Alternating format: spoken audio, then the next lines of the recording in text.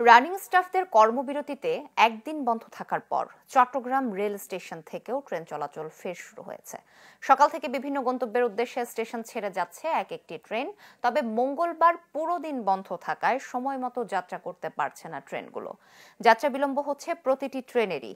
যাত্রীদের এ নিয়ে যেমন ক্ষোভ রয়েছে, তেমনি তাদেরকে জিম্মি করে দাবি আদায়ের আন্দোলনের নিন্দাও জানানো হয়েছে। এদিকে বিভিন্ন দাবিতে রানিং স্টাফদের কর্মবিরতি গতরাতে প্রত্যাহার করা হলেও সে খবর সবার কাছে না পৌঁছায় ভোগান্তিতে পড়েন কেউ কেউ।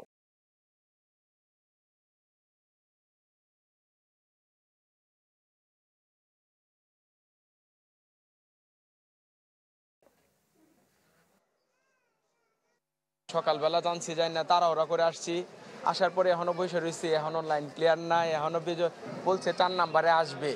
এটা তো আসলে আমরা ভুক্তভোগী।